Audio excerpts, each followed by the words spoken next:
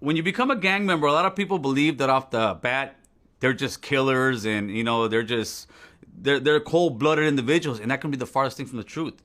When I joined the gang, I was still a 14-year-old naive kid, man. Didn't know much of anything. I just know, I needed that recognition. My mother really didn't have any money, so I didn't have any money for sports. I wasn't playing football. I wasn't playing baseball. And when I got into a gang, all of a sudden, oh shit, that guy's from the Hollywood Boys. I started getting the attention that I was lacking. I got the equalizer now. This one gun will make all these guys run. And for the first time in my life, I thought I had power. I had the power to take somebody's life, or I had the power to make 20 men run.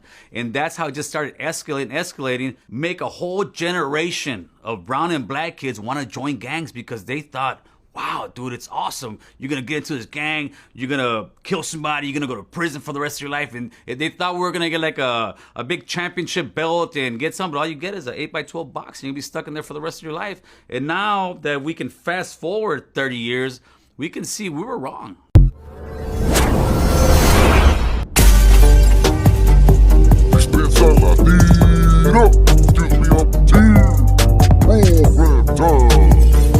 Oh, check it out, homies. Watch out. Not too many could show off a Feedman shirt like this one, right? Yup. Hey. Hold up, homie. I don't care what you gotta say, dog. Hey, we all have a different perspective. But I'll tell you what, man. I keep it real and I give credit where it's due. Hard to believe. Hard to believe. Couldn't jump on this video because I was still waiting for April Fools, or maybe a little joke, a little psych, or the last video for the year. Okay, we're back for the new year type of shit. Pero hey, just the other day I seen a posting, and he's packing up the studio. That's it. It's a wrap. But hey, before I get into this video, stay tuned, man, because you're gonna want to hear what I gotta say. So homies, homegirls, you know the ritual. Lean back, relax, kick up your feet, spark up your churrito, open up your pisto, and enjoy the show. So, American Cholo. Hard to believe that he's stepping back. And I won't use the word quitter because I believe Mr. Gill, aka Stranger's not a quitter. The homie's a hard worker with a very strong, positive mind. American Cholo, him and I have mutual friends. Remember, sometimes Gill's homeboys would come through. We'll chill, chop it up, and sometimes we would go back to North Hollywood and chill with them and chop it up. Honestly, I have very, very small memory of Gil back in the days. My homie insists that I know him, that we kicked it, but I just, man, so many years have gone by, and hey, all them years of frying my brain doesn't help. But anyhow, the point is that we have mutual friends, and my homeboy Wino has a lot of love for American Cholo.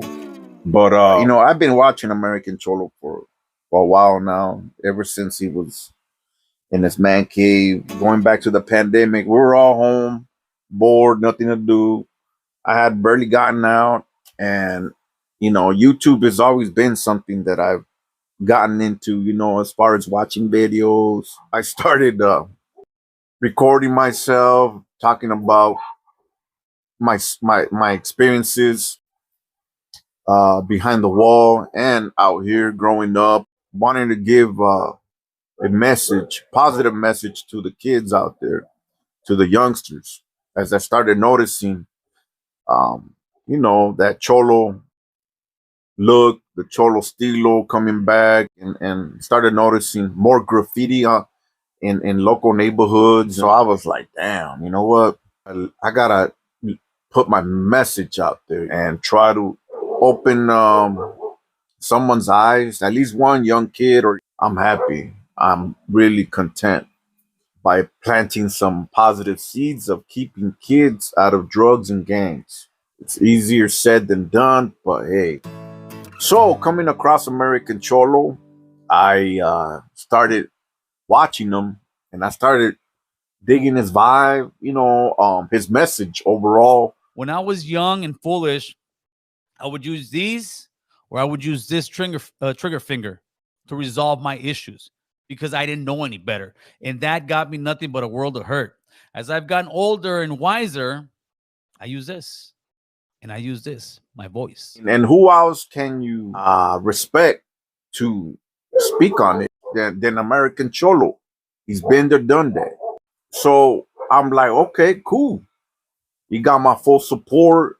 Years went on by, and I started hearing him talk about world politics. Really interesting to the point where I started learning, watching. This is what I believe. Like I said, so you can't say I allegedly believe. This is what I believe. I believe the guy is a patriotic ass MF, and I believe he's a badass, whether people believe it or not, because he just sat there and took a shot. And look at the picture, homie. That's gonna be your next president, homie, whether you like it or not.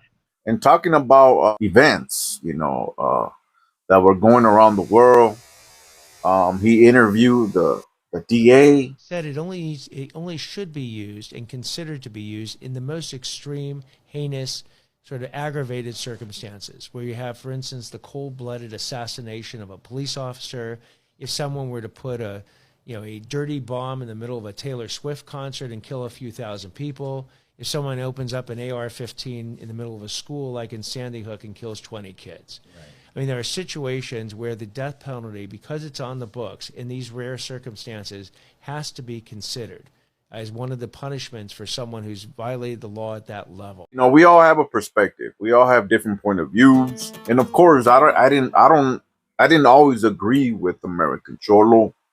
There was times where I disagreed in a few things, but hey, I wasn't gonna not like him for that. That's one thing about YouTube, that YouTube people are gonna like you or hate you, but you're not able to keep everyone happy. At the end of the day, some people are just gonna envy you, hate you, and try to put you down, bring you down. But hey, it's all good. Shit. What don't kill you makes you stronger. The reason of him taking a break, he only knows the truth of the matter.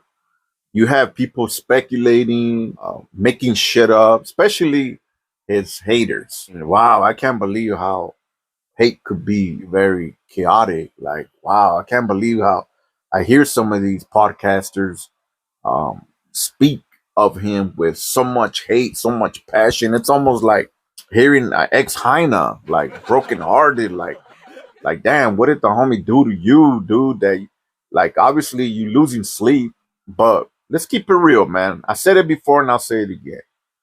I'm down for unity, but when it comes to the raza or people, I don't think there ever be unity, because you got a lot of individuals that are very weak-minded. I mean, he sets up little boxing matches on YouTube, trying to bring unity and all that good shit. He's from out there up north.